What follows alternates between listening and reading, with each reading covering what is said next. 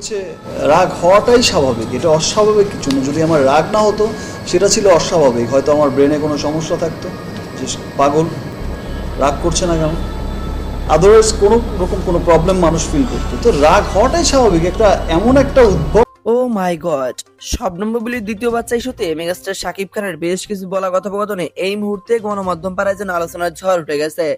Video শুরুতে শাকিব খানের মুখ থেকে আপনারা বেশ কিছু কথোপকথন শুনলেন।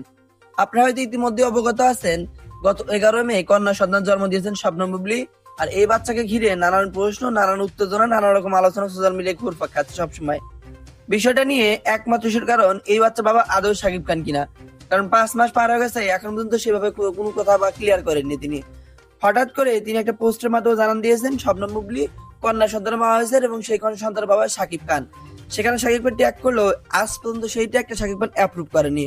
তো ভিডিও শুরুতে শাকিবের মুখ থেকে আপনারা যে কথোপকথনগুলো শুনলেন, এগুলো শুনে আসলে আপনার মন্তব্য কি?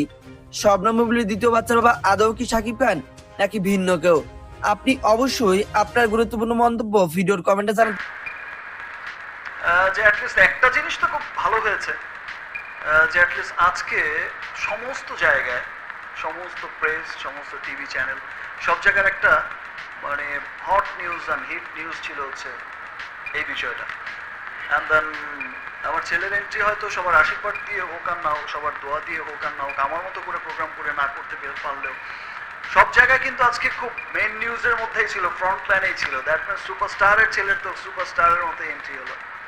যারা আমার সত্যিকারের মঙ্গল কামনা করে এসেছে এই পর্যন্ত, তারা আমার সত্যিকারেরই উইলেশার, তারা আমার মঙ্গল কামনা করে এসেছে বিধায় আমি শাকিব খান। পরিস্থিতির শিকার হয়েছে, অনেক রকম ট্র্যাপে পড়তে হয়েছে, অনেক রকম বিভিন্ন প্রতিকূল অবস্থার। আজকের এই অবস্থান তো আর আমার এমনিতেই আসেনি, অনেক কাঠ খড়, অনেক চড়াই উতরাই পেরিয়ে তো আজকে আমাকে এখানে আসতে হয়েছে।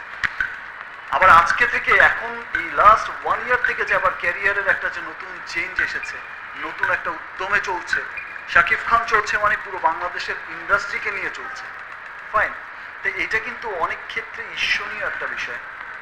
সেটা আমার যারা মানে শত্রু যারা আছেন, আমার যারা অপোজিশনে যারা আছেন, যারা এইরকম স্টার সুপারস্টার হলে পরে কিছু অদৃশ্য শক্তিই থাকে, যে সে স্টারকে ক্ষতি করার জন্য, তার স্টারডমকে হ্যাম্পার করার জন্য।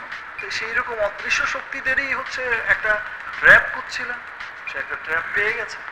সেই ট্র্যাপে হচ্ছে নিজের মানুষটাকে দিয়েই হচ্ছে সবসময়, কিন্তু কাছের মানুষকে দিয়েই মানুষ ক্ষতি করতে পারে সবচাইতে বেশি।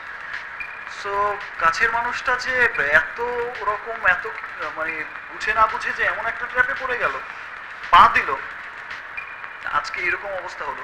সেই সমস্ত বিষয়গুলো কিন্তু এখন দেশের মানুষ জানছে, সবাই কিন্তু বিষয়টা বোঝার চেষ্টা করছে যে একটা স্টার, একটা সুপারস্টার কিন্তু সেই ক্ষেত্রে সুপারস্টার হোক, সে একটা রাইটার হোক, সে একটা সাহিত্যিক হোক, সে একটা বিজনেস ম্যাগনেট হোক, রাজনৈতিক সুপারস্টার হোক, যে যেই ক্ষেত্রে হচ্ছে সফল ব্যক্তি, সফল ব্যক্তিদের দুটা জিনিস পাশাপাশি চলে, নাম বদনাম।